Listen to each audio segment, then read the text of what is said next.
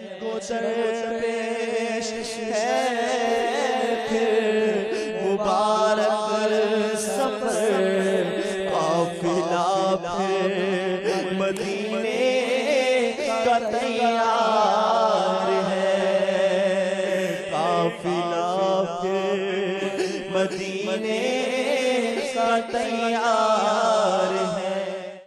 الحمدللہ رب العالمین والصلاة والسلام علی سید المرسلین، اما بعد فاعوذ باللہ من الشیطان الرجیم، بسم اللہ الرحمن الرحیم۔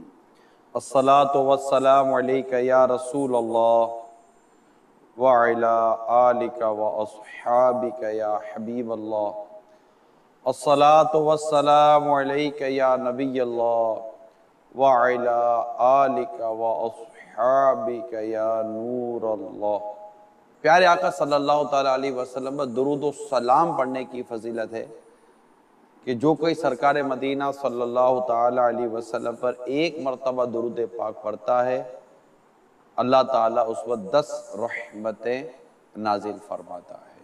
صلو علی الحبیب صلی اللہ تعالیٰ۔ سلسلہ مبارک سفر، جس میں وہ عاشقان رسول جنہوں نے سفر مدینہ اختیار کیا، حج کو گئے، مدینے گئے اور اس مبارک سفر کو اختیار کیا، ان کے کچھ واقعات بیان کرنے کی سعادت حاصل کی جائے گی،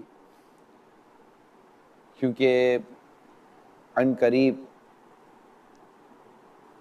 عاشقان رسول جوک در جوک سوئے مدینہ منورہ اور مکہ مکرمہ روانہ ہونے والے ہیں۔ کیا ہی اچھا ہو کہ جن کو یہ مبارک سفر درپیش ہے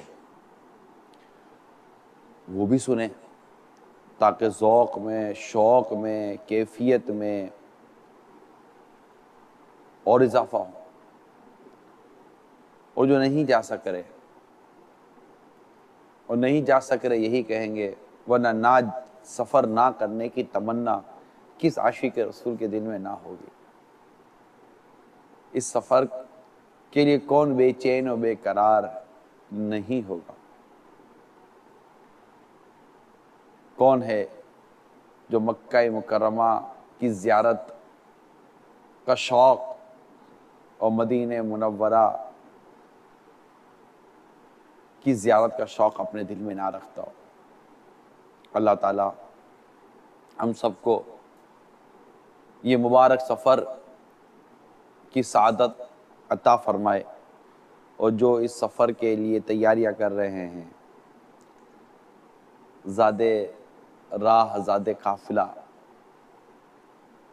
سفر کے لیے جو تیاریاں کر رہے ہیں، سامان خرید رہے ہیں، اللہ تعالیٰ اس راہ میں خلوص دل کے ساتھ خرچ کرنے کی بھی سعادت عطا فرمائے، اور اس سفر کو شریعت کے مطابق پورا کرنے کی توفیق عطا فرمائے۔ خیر، چلتے ہیں ایک عاشق رسول حاجی کے واقعے کی طرف۔ کیا انداز تھا ان کا اس سفر کا۔ چنانچہ حضرت سیدنا مخول رحمت اللہ تعالیٰ علیہ فرماتے ہیں، حضرت سیدنا بوہیم عجلی علیہ رحمت اللہ الوالی نے مجھ سے فرمایا، میرا حج کا ارادہ ہے، کسی کو میرا رفیق سفر بنا دیجیے۔ چنانچہ میں نے اپنے ایک پڑوسی کو ان کے ساتھ سفر مدینہ پر آمادہ کر لیا۔ دوسرے روز میرا پڑوسی میرے پاس آیا اور کہنے لگا، حضرت سیدنا بوہیم کے ساتھ تو میں نہیں جا سکتا۔ میں نے حیرت سے کہا، اللہ تبارک و تعالیٰ کی قسم، میں نے کوفے بھر میں ان جیسا با اخلاق آدمی نہیں دیکھا. آخر کیا وجہ ہے کہ تم ان کی رفاقت سے خود کو محروم کر رہے ہو؟ وہ بولا میں نے سنا ہے کہ وہ اکثر روتے رہتے ہیں، اس لیے ان کے ساتھ میرا سفر خوشگوار نہیں گزر سکے گا. میں نے اس کو سمجھایا کہ یہ بہت اچھے بزرگ ہیں، ان کی صحبت انشاءاللہ عز و جل تمہارے لیے نہایت نفع بخش ہوگی. خیر وہ مان گیا. جب سفر کے لیے اونٹوں پر سامان لادا جانے لگا تو حضرت سیدنا بوہیم عجلی رحمت اللہ تعالی علیہ ایک دیوار کے قریب بیٹھ کر رونے میں مشغول ہو گئے، حتیٰ کہ آپ کی داڑھی مبارک اور سینہ اشکوں سے تر ہو گیا اور آنسو زمین پر ٹپ ٹپ ٹپ گرنے لگے. میرے پڑوسی نے گھبرا کر مجھ سے کہا ابھی تو سفر کی شروعات ہے، ان کا یہ حال ہے، اللہ جانے آگے کیا عالم ہونے والا ہے. میں نے انفرادی کوشش کرتے ہوئے کہا کہ گھبرائیے نہیں، سفر کا معاملہ ہے، ہو سکتا ہے بال بچوں کی جدائی، میں رو رہا ہوں اور آگے چل کر قرار آ جائے. حضرت سیدنا بوہیم عجلی علیہ رحمت اللہ الکوی نے یہ بات سن لی اور فرمایا واللہ ایسی بات نہیں، اس سفر کے سبب مجھے سفر آخرت یاد آ گیا. یہ فرماتے چیخے مار مار کر رونے لگے. پڑوسی نے پھر پریشانی کے عالم میں مجھ سے کہا میں ان کے ہمراہ کیسے رہ سکوں گا؟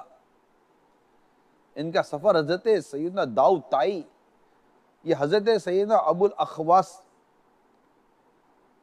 رحمہم اللہ تعالی کے ساتھ ہونا چاہیے، کیونکہ یہ ہر دو حضرات بھی بہت روتے ہیں، ان کے ساتھ ان کی ترکیب خوب رہے گی اور مل کر خوب رویا کریں گے. میں نے پھر پڑوسی کی ہمت بندھائی، آخر کار وہ ان کے ساتھ سفر مدینہ پر روانہ ہو گیا. حضرت سیدنا مخول رحمت اللہ تعالی علیہ فرماتے ہیں جب حج سے ان کی واپسی ہوئی تو میں اپنے پڑوسی حاجی کے پاس گیا. اس نے بتایا اللہ تعالیٰ آپ کو جزائے خیر دے، میں نے ان جیسا آدمی نہیں دیکھا. حالانکہ میں مالدار تھا پھر بھی غریب ہونے کے باوجود وہ مجھ پر خوب خرچ کرتے تھے. بوڑھے ہونے کے باوجود روزے رکھتے تھے، مجھ بے روزہ جوان کے لیے کھانا بناتے اور میری بے حد خدمت کیا کرتے تھے. میں نے کہا آپ تو ان کے رونے کے سبب پریشان ہوتے تھے، اب کیا ذہن ہے کہ پہلے پہل میں بلکہ دیگر قافلے والے بھی ان کے رونے کی کثرت سے گھبرا جاتے تھے. اگر آہستہ آہستہ ان کی صحبت کی برکت سے ہم پر بھی رقت طاری ہونے لگی اور ان کے ساتھ ہم سب بھی مل کر روتے تھے. حضرت سیدنا مخول رحمت اللہ تعالی علیہ کہتے ہیں اس کے بعد میں حضرت سیدنا بوہیم عجلی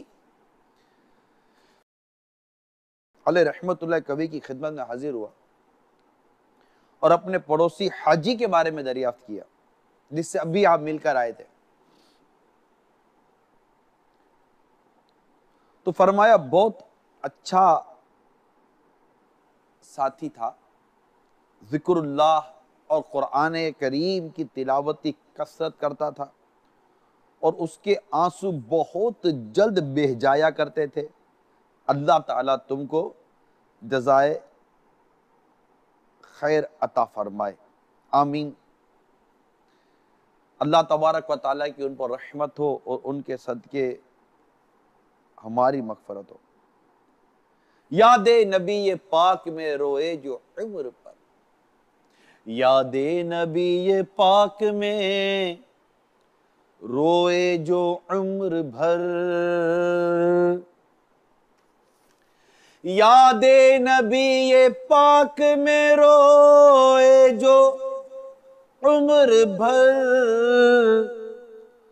مولا مجھے تلاش اسی چشم تر کی ہے، مولا مجھے تلاش اسی چشم تر کی ہے۔ صلو علی الحبیب صلی اللہ تعالی علی محمد۔ سبحان اللہ، باکثرت رونے والے حاجی کا یہ واقعہ آپ نے ملاحظہ کیا، اور اس میں یہ ایک اندازہ کیجئے کہ صحبت کا کتنا اثر ہے۔ ان کا خوف خدا سے رونا اور اس سفر مدینہ کی کوچ ہوتے وقت ان کا سفر آخرت کو یاد کرنا۔ بھیا یہ ضرور عرض کر دو کہ ایک سمت سے یا ایک جہت سے دیکھیے تو اس واقعے میں ایک اس طبقے کی بھی ترجمانی ہو رہی ہے جو عموماً اس طرح کی صحبتوں کو پسند نہیں کرتے۔ ان کو چاہیے تھوڑا سا مستی مذاق کرنے والا، تھوڑا خوش طبعی کرنے والا، ادھر کی ادھر کی باتیں سنانے والا، قصے واقعے بیان کرنے والا، یوں مطلب تفریح ہو نا۔ جیسے اس کا ہم نے جملہ سنا ہوگا، کیا مطلب بات کی کہ ان کا بھائی حضرت داؤد طائی اور حضرت ابو الاخوص رحمۃ اللہ تعالیٰ علیہ رحمہ اللہ تعالیٰ علیہ ان کے ساتھ سفر کروائے، وہ بھی روتے یہ بھی روتے رہیں گے۔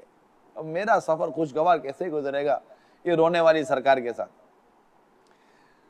یہ مینٹلٹی ہے۔ اے مدینے جانے والوں،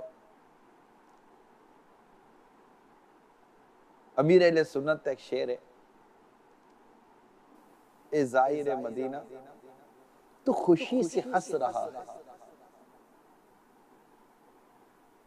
دل غم زدہ جو پاتا تو کچھ اور بات ہوتا۔ یعنی یہ تمنا دل میں پیدا کرنی چاہیے۔ میں جو یوں مدینے جاتا تو کچھ اور بات ہوتی، کبھی لوٹ کے نہ آتا تو کچھ اور بات ہوتی۔ ارے زائر مدینہ تو خوشی سے ہنس رہا ہے، دل غم زدہ جو پاتا، دل غم زدہ جو پاتا، دل غم زدہ جو پاتا تو کچھ اور بات ہوتی۔ دل غم زدہ ایک کیفیت، ایک غم، مجرم کی حاضری ہے، مجرم کی پیشی ہے۔ میرا کیا بنے گا اس سفر میں؟ قدم قدم پر امتحان، ادب، ذوق، شوق، کیفیت کہاں سے لاؤں گے؟ یہ حاجیوں کے واقعے سنتے تو روتے رہتے، اور ہمیں ایسی صحبت اختیار کرو جس کو ہنسی مذاق اور کھانے پینے کا شوق ہو، عبادت گزار، عالم و عمل، متقی پرہیزگار، مدنی انعامات کا عامل، پابند شرع، نگاہیں نیچی رکھنے والا، زبان کا قفل مدینہ لگانے والا، ذوق شوق والا، رونے اور رلانے والا، مخلص، سچا پکا عاشق رسول، عاشق صحابہ اور اہل بیت، عاشق اولیاء، عاشق اعلی حضرت۔ ایک کاش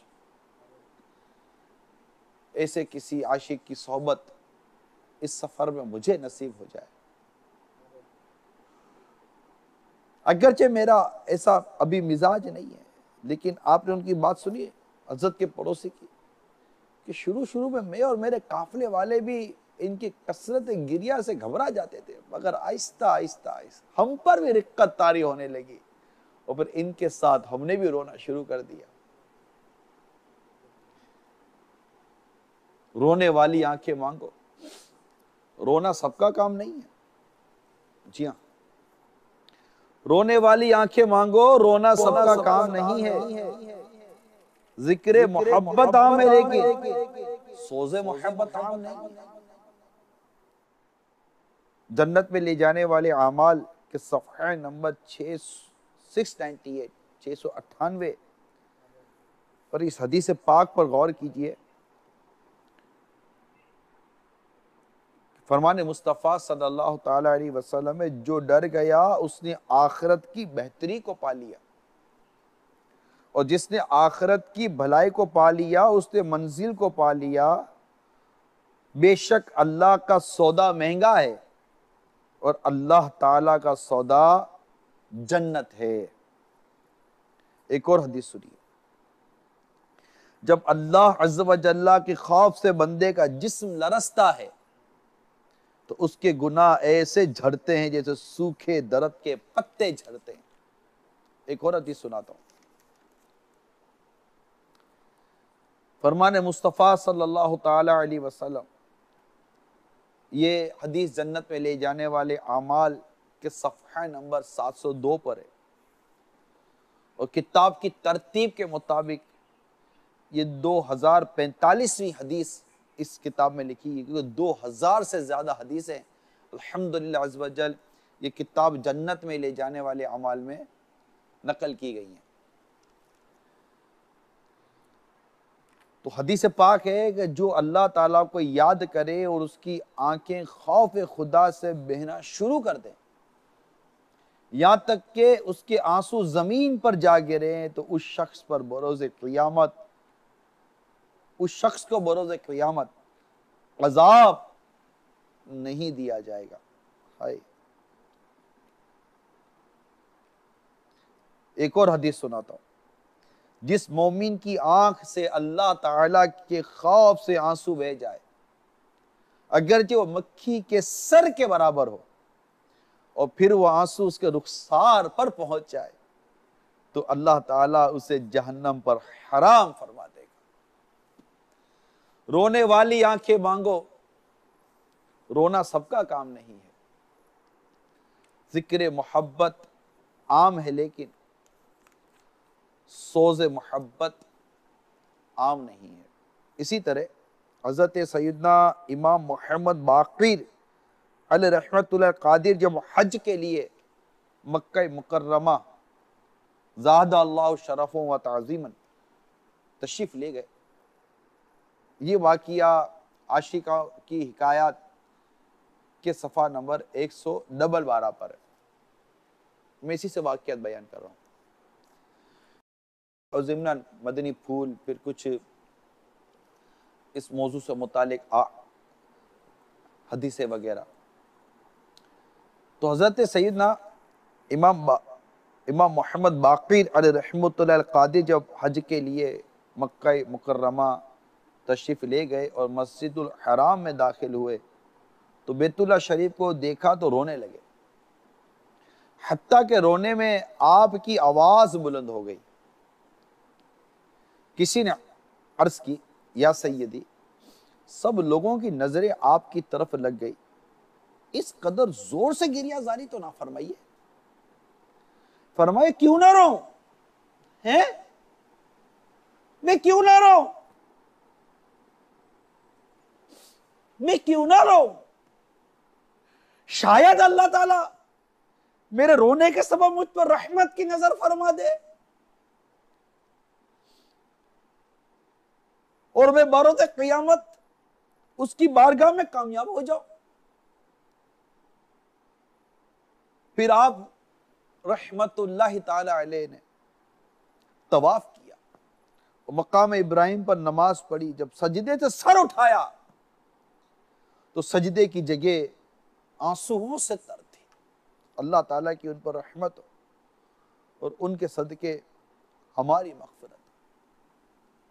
تو رونے والی آنکھیں مانگو۔ رونا سب کا کام نہیں ہے، ذکر محبت عام ہے لیکن سوز محبت عام نہیں۔ میرے آقا مکی مدنی مصطفیٰ صلی اللہ تعالی علیہ وسلم کے رونے کے حوالے سے عاشق ماہ نبوت میرے آقا اعلی حضرت امام اہل سنت مجدد دین و ملت پروان شمع رسالت امام عشق و محبت مولانا شاہ امام احمد رضا خان علیہ رحمت الحنان ایک شعر لکھتے ہیں، اللہ اللہ اللہ کیا جہنم اب بھی نہ سرد ہو، اللہ کیا جہنم اب بھی نہ سرد ہو، رو رو کے مصطفیٰ نے دریا بہا دیا، رو رو کے مصطفیٰ نے دریا بہا دیا۔ تو اے خوش نصیب زائر مدینہ اور اے مدینے کے سفر کی طلب رکھنے والوں، اے عاشقان رسول، یہ سفر بڑا مبارک سفر ہے، کیف و مستی والا سفر ہے۔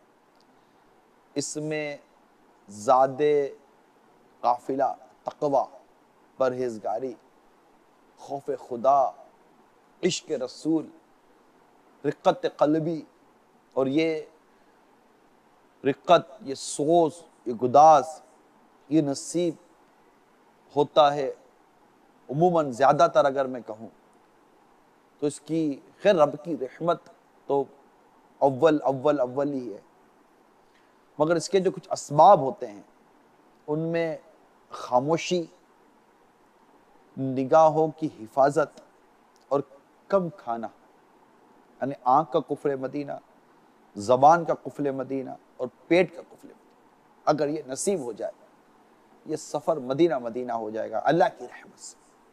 لوگ دیکھ کے کر رہے ہوتے ہیں، سیکھ کر جائیے گا، سیکھ کر جائیے گا۔ تربیت اور سیکھے ہوئے کی اہمیت کو سمجھانے کے لیے ایک بات بیان کرتا ہوں۔ ایک شخص الیکٹریشن تھا، اور عموماً الیکٹریشن کے ساتھ کوئی بچہ ہوتا ہے جو اس کو پلاس اور چیزیں وغیرہ دے رہا ہوتا ہے۔ تو الیکٹریشن ایک ٹانگ پر کھڑا ہو کر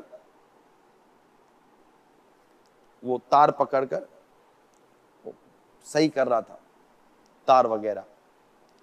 گھر میں لائٹ نہیں تھی اور اس نے وہ پلک وغیرہ جو تار وغیرہ لگانے تھے صحیح کیا اور بنا دیا، اس نے گھر روشن ہو گیا۔ بچے کو لے کر وہ چلا گیا،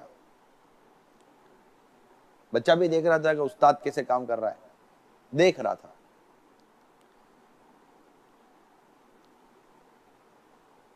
ایک دن استاد دکان پر نہیں تھا، فون آیا کسی کا کہ بھائی لائٹ چلی گئی ہے، کوئی تار اڑ گیا ہے، کوئی اس طرح کی چیز ہوگی، ذرا آ کر دیکھ لینا یار، ہمارا وہ کام تو کر دو۔ اور بچہ نے دیکھا استاد ہے نہیں، اس نے بیگ اٹھایا اور چلا لائٹ صحیح کرنے کے لیے، روشنی صحیح کر، بجلی صحیح کرنے کے لیے، تار صحیح کرنے، جو بھی آپ اس کو نام دے دیں۔ اب اس نے جب دیکھا کہ یار یہ کیسے کروں، تار پکڑنا ہی ہو، تو اس نے خیال کیا کہ استاد تو ہمارا ایک پاؤں پہ کھڑا ہوا تھا، میں بھی ایک پاؤں پہ کھڑا ہوتا ہوں۔ تو اس نے ایک پاؤں اٹھایا، ایک پاؤں پہ کھڑا رہا، اور جیسے اس نے ننگی تار پکڑی، ٹھا کر کے کرنٹ لگا، دور جا کر گرا۔ وہ بکھلایا تو سامان لیا گیا دکان پہ۔ تو استاد آیا، بولا کیا ہوا، اسے واقعہ سنایا۔ تو استاد نے کہا نادان، تو نے سیکھا ہے؟ بولا اس دن تم کھڑے تھے نا، ایک ٹانگ پر کھڑے تھے، تم نے یہ کیا؟ تو بولا نادان، میری وہ ٹانگ جس پہ میں کھڑا تھا وہ ٹانگ نکلی ہے، لکڑی کی ٹانگ ہے. اور اس کی بتی جلی کہ اچھا اچھا اچھا اچھا، اس لیے اس کو کرنٹ نہیں لگا تھا کہ اس کی ایک ٹانگ نکلی تھی، لکڑی کی تھی، اور وہ اوریجنل جو اس کی ٹانگ تھی اس نے اٹھا لی تھی. تو یوں کرنٹ لگنے نہ لگنے کے حوالے سے تو پھر اس کو سمجھایا گیا کہ سیکھ کر کام کیا جاتا. ہم لوگ سیکھتے نہیں ہیں، ہم لوگ دیکھتے ہیں. ہم جو نمازیں پڑھتے ہیں نا، ہم دیکھ دیکھ کر پڑھ رہے ہیں، ہم نے سیکھ کر بھی نماز نہیں پڑھی. عمومی بات کر رہا ہوں. ہم قرآن کی تلاوت بھی جو کرتے ہیں نا، نمازوں میں بھی جو قرآن پڑھتے ہوئے ہم نے سن کر، دیکھ کر یا سن کر سیکھا نہیں. سیکھے بغیر کیسے ہوگا؟ اب اتنا عظیم اور مبارک سفر اختیار کر رہے ہیں، اب سیکھیں گے نہیں؟ وہاں لوگ ایک دوسرے کو دیکھ دیکھ کر کیا کیا کر رہے ہوتے ہیں، کیا عرض کروں. آئیے، یہ سیکھنے ہی کا تو سلسلہ ہے. اتنا طویل سفر، لاکھوں لاکھ روپے کے اخراجات، ایک فرض کی ادائیگی، اور پھر یہ سفر بھی محبت، ذوق و شوق والا سفر ہے. بشارت کیسی کیسی ہے، مغفرت کی بشارت ہے، کیسی کیسی بشارت ہیں حج کرنے والوں کے لیے، عمرہ کرنے والوں کے لیے، اس راہ پر، اس راہ کے مسافرین کے لیے. واہ واہ، کیا بات ہے مدینے کی. اور کیسی کیسی اس کو فضیلت حاصل ہے. حدیث پاک میں ہے حاجی اپنے اہل خانہ کے 400 افراد کی شفاعت کرے گا، اور ایک روایت میں ہے کہ اپنے اہل خانہ سے 400 افراد کی شفاعت کرے گا، اور اپنے گناہوں سے ایسے نکل جائے گا جیسے اس روز تھا جب اس کی ماں نے اسے جنا تھا. تو یہ تو حج کی، پھر طواف کی، تو پیدل چلنے کی، اور اس میں مطلب کہ عرفات کی، مینا کی، ہر جگہ کے الگ اخراجات کرنے کی، بیت اللہ میں داخل ہونے کا ثواب الگ ہے، تو وقوف عرفہ کرنے کا اس میں ثواب الگ ہے، تو سر منڈانے کا ثواب، تو شیطان کو کنکریاں مارنے کا ثواب، تو قربانی کا ثواب، آب زمزم پینے کا ثواب. پھر حسن حج کر لیا کعبے سے آنکھوں نے ضیا پائی. چلو دیکھیں وہ بستی جس کا رستہ دل کے اندر ہے. تو مدینہ منورہ کا بیان الگ، وہاں کے معاملات پہ، وہاں کے ثواب کا معاملہ الگ. تو یہ راہ حق ہے، سنبھل کے چلنا. یہاں ہے منزل قدم قدم پر، پہنچنا در پر تو کہنا آقا سلام لیجئے غلام آیا. تو پھر مدینہ منورہ کی حاضری بھی تو ہے، وہاں بھی تو حاضری دینی ہے. حضرت سیدنا شیخ ابو نصر عبد الواحد بن عبد الملک بن محمد بن ابو سعید صوفی کرخی علیہ رحمت اللہ کبھی فرماتے ہیں کہ میں حج سے فارغ ہو کر مدینہ منورہ زاہد اللہ شرف و تعظیماً آیا، روز انور پر حاضر ہوا. حجرہ شریفہ کے پاس بیٹھا ہوا تھا کہ حضرت شیخ ابو بکر دیار بکری علیہ رحمت اللہ کبھی تشریف لائے، اور چہرہ انور صلی اللہ تعالی علیہ وآلہ وسلم کے سامنے کھڑے ہو کر عرض کی السلام علیکہ یا رسول اللہ. تو میں نے اور تمام حاضرین نے سنا کہ روضہ انور کے اندر سے آواز آئی وعلیک السلام یا ابا بکر.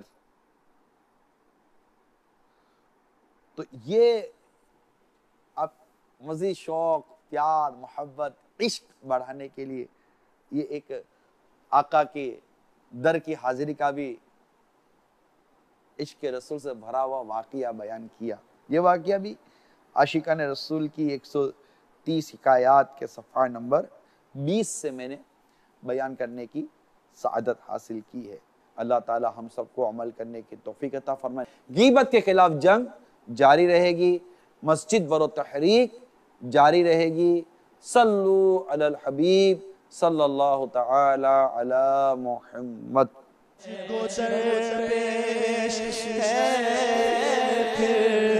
مبارک سفر قافلہ پھر مدینے کا تیار ہے، قافلہ پھر مدینے کا تیار